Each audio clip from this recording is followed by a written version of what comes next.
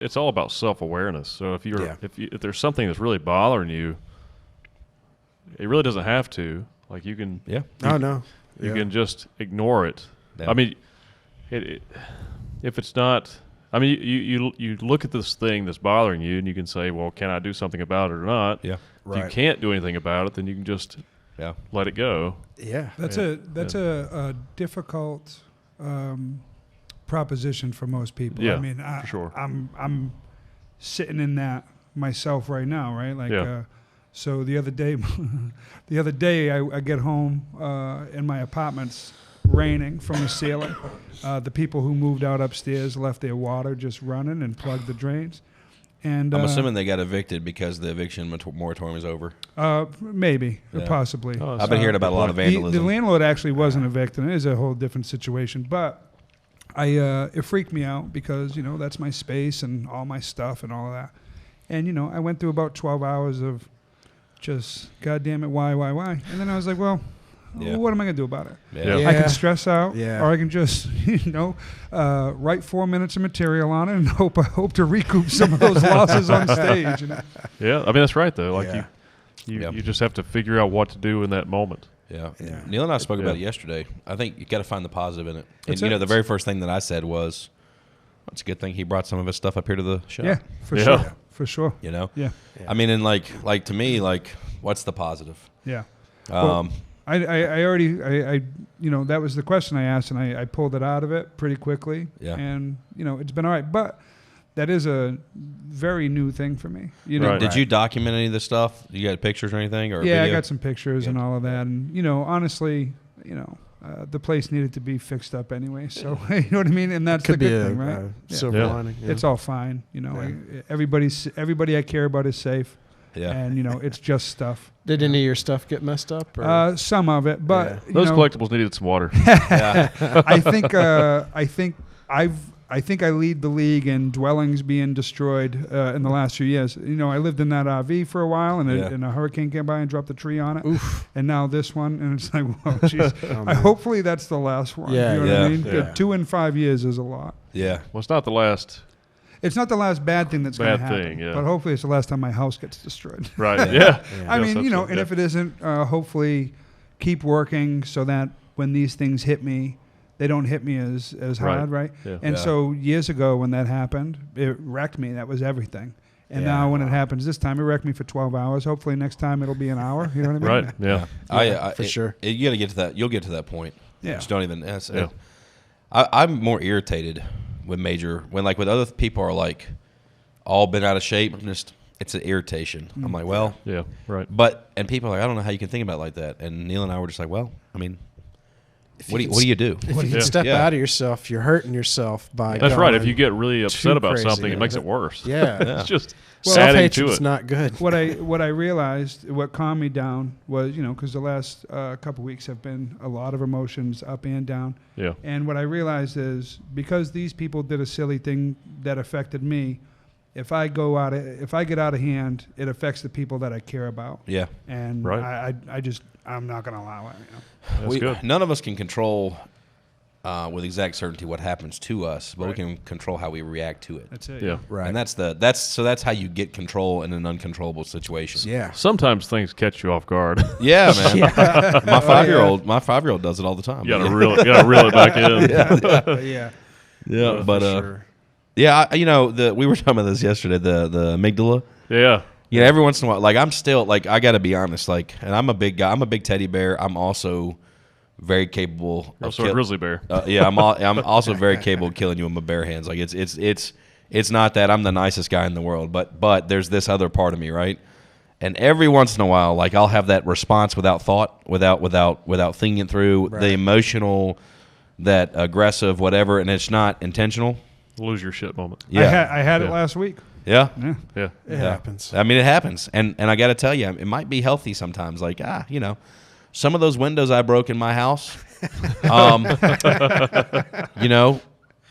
learned some valuable lessons because for like everything's back order right now, right? With because whatever what we've got going on, right? You can't get shit in. So these windows are custom sized windows, right? Sure. I don't remember. It was like 10 weeks, a long time. Yeah. That I had cardboard up in my home, and I could hear. So, you know, think this is my master bedroom. So, I'm literally listening to like the wind, the rain. I'm hearing like everything, and I punished myself for like 10 weeks, and so like for me, it was like, you know what? And what it cost you? Oh, it cost a ton of money. Yeah. Yeah. I mean, you know, it is what it is. But so losing my temper for a moment, this is a good example, like what you were just talking about. Like it causes, if you depend on how you handle that, it could affect those you care about. Like losing my temper for a moment, and this scenario cost me, you know, let's say 8 approximately weeks of turmoil. It cost me money and additional stress, and you know, it's all these things. And then, you know, you imagine that instead of hitting those windows, I could hit somebody else, and then that negative effect passes to the ones you care about. Yeah. So like, you know, that's the way. Like, so I tried to turn it into a positive and go, you know, what did I really lose my shit about? And it was something so small. I actually was laughing at myself. Like, why would you do that? Were there other things before that? I'm sure. There's always things. There's always things, yeah. But in that moment, like other things that were already happening. I had some Yetis. Something. My wife makes me. She's awesome.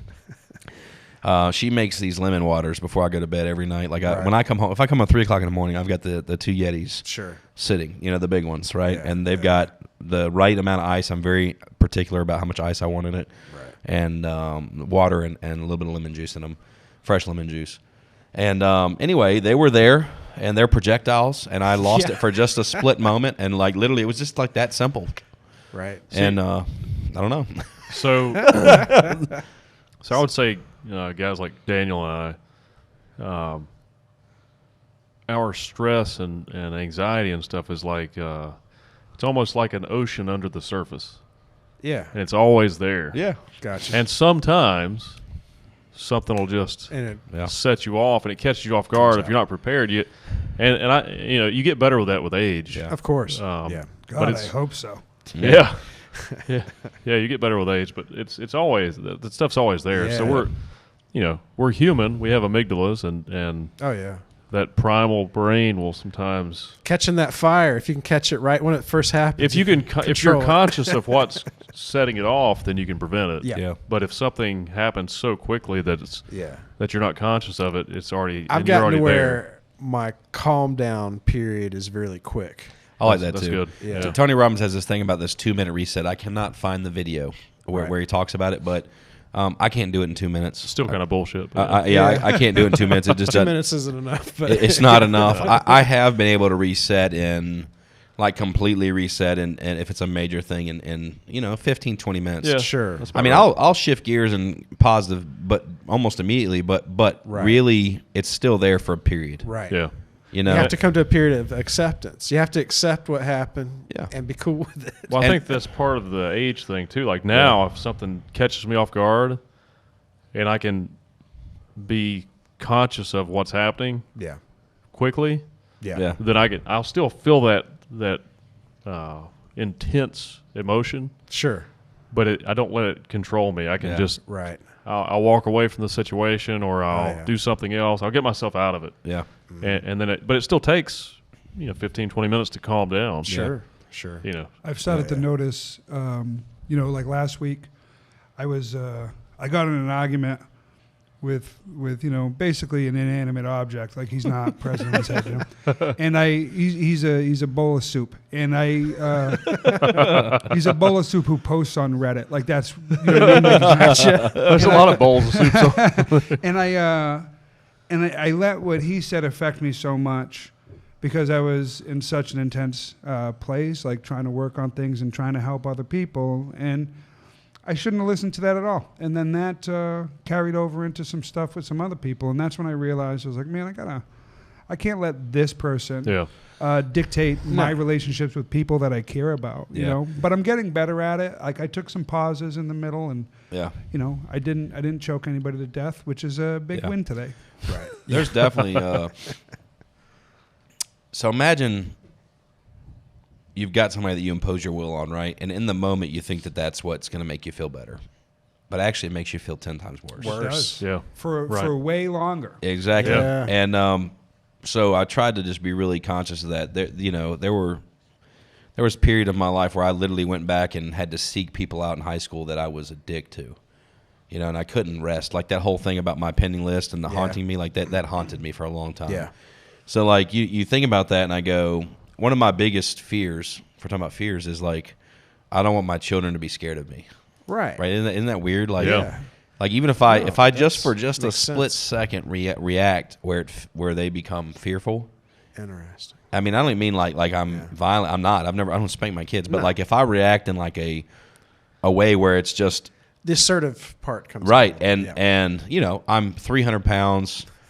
My 5-year-old is 45, 50 pounds, and he's a little badass. But like if I'm just that, sometimes like I can see it, and I'll very quickly go to like a silly right because I'm like, oh shit, because when you don't want someone you love to fear you, right? Don't. Yeah, no, you don't. But when I was younger, I thought wrongfully. That's how you got control. Right. I did because I was tired of getting whatever the shit kicked out of me or this that like he says his muscles are all self-defense muscles. Bullying gone right. Yeah, bullying gone right. Yeah.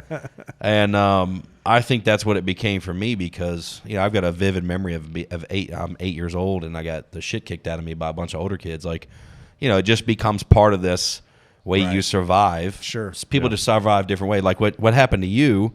Yeah. If something like that happened to me, I remember I was a little shit. I'd be fighting. Yeah, I'd be fighting. I'd be going and getting a rock or a stick or something. And I'd be hitting you in the fucking. Excuse my French, but I'd be coming at you. All right? in. I was just glad to be alive, getting out from under the thing. Yeah. So, man. But I don't know that your response is worse. My response just was what it was. I had but I didn't know who it was. Like there were a bunch of kids, and I'm like, I'd be beating up everybody. Yeah. I'd probably get beat up, but I would be hitting them. I would have tried to fight everybody. I would have got the shit beat out of me, and then I would have thrown rocks to everybody's way. I promise you. I know. That's happened. You know what I mean? I've literally... You've got a little bit of vindictiveness in you. Oh, yeah. I'm 99% vindictiveness. That's what I should name my dog, Vendetta. I let things go immediately, man. I've gotten to that point, There was a period, though, from like 13, 14 definitely to 25. Sure. Where I was firm. But that's the reaction that comes from, when if I get into a fight, I feel bad for the people because I used to fight a lot of people who were bigger than me at the same time. So now if I fight one person, it's a problem for them. Oh, yeah. Because if you're a small person fighting giants, you're used to fighting giants. And then when you fight somebody who's the regular size, my reactions are way over the top. Oh, yeah. You know what I mean? But that's in my DNA. You know what I mean? And what is it about you that allowed you to let that stuff go at an early age, man? It's just who I am. Well, I don't know that he got to it at an early age. He did earlier than most. Letting it go? Yeah. What do you think? So, I mean, anytime I've gotten into a fight with somebody. Oh, that part. I thought you meant like not fighting. Oh, no. I was going to say I would fight before I realized I was fighting. Yeah, I was going to say. I was like, wait a second. Hold on. They had maybe, I know for a fact you kicked the shit out of a few people. I got the shit kicked out of me, too. But I had to see a psychologist in second grade because I was fighting so much. Yeah. But my problem, though, when I started school was before school, I was always around adults. Yeah. I was always with my dad and other adults. Same. And I wasn't used to other kids. Yeah. I only had maybe 2 friends that were children when I was, before I started school. Right. And they were still a couple years older than me. So when I started kindergarten, I was around other kids and I just wasn't used to it. And they're hitting each other and slapping each other. And and all kind of stuff. I wasn't properly socialized when I started school. So it was a tough transition for me. Right. Yeah. But that's also, I was also very creative from my whole life because I think a lot of it had to do with just being in isolation a lot, by myself. Yeah. I just figured out real quick, like, if you do something I don't like and I hit you, it deters the behavior. Because I was spanked when I was growing up, and and I tell people I don't play fight, like don't hit me. Like I remember from my elementary school, like they want to don't hit me, don't slap me, don't trip me, don't come up behind me and pop your knee into my knee, like. Don't stick your leg out and trip me. Like, I'm going to get up and knock the shit out of you. Like, it's going to happen. You ever see those videos of people being surprised by, like, somebody? There's this one video that I love the most. It's this Guy, he's walking down the hallway in high school, and somebody jumps out of the trash can, and he fucking punches him. And I'm like, don't do that. Don't do that. Yeah, I agree. I saw one very similar where the guy punches his girlfriend in the shower because she was hiding in the shower with the curtain, and he's peeing. Yes. Yeah, it's, that's me. When enough bad stuff happens to you, you have a default mode. Yeah. You know what I mean? Yeah. Yeah, real talk. Yeah. I just talked about this over the weekend. I haven't been to a haunted house in, I don't know, since I was 18, 19 years old, because I fucked a guy up. Yep. Literally. First of all, you shouldn't touch me. Right. Yeah. Honestly. Take that off the table. Yeah, don't touch me. That was, but I lost it. I lost my shit. Like, I lost it. But I haven't been back to one. I don't know, in my adult life, I don't recall ever going to an adult, past that point. Like, we're gonna put you and I in boxing gloves and let us walk to a fucking haunted house. Because I mean, that is a response that you just have ingrained in you at a certain point. When you've been scared enough, that's why I can't watch scary movies. You know, I loved haunted houses. I know you do. You're a weirdo, man. I like it too. My problem is I'll walk through them and I'll probably know the people there. Like last time I was at one, I started talking to him. I was totally ruining his deal, vibe, but I just started talking about some part of the thing. We had on, remember Joe and Soraya? Right? They were awesome. They're very awesome. Yeah, they were awesome. And I was just like, really into it. And I was just like, man, I'm gonna have to check it out. And then I thought about it. I was like, theirs is really good. They don't typically touch you there. They will like jump. They're the guy. People that jump most out of them at don't you. do that now. I just don't know that I can take it. Yeah, no, I don't think you would. I don't think I'd hit anybody at this point, but you I just don't know. You wouldn't even have the. It's just fun now. Like, but you would end up buying the building and turning all the lights on. Yeah. I was gonna say, man, it might cost them. There's got to be a reason. I'll need to dive into that and figure out why. But yeah, I just don't. Well, I don't like being. It's a good business. Actually, I don't either. Yeah, I'm with you. I don't either. Yeah, it just. I don't know. There's probably some level of abuse when I was younger, and it's like, I'm sure that's what it is. Yeah. You know. Well, like, I mean, yeah. It's all trauma based, right? Yeah. So either way, but isn't it weird that four grown men in a room talking about trauma it's a pretty new thing. Oh yeah. But, like years ago, this wouldn't have been a conversation that people have, and this is important to have because while we're all fully formed, hopefully human beings.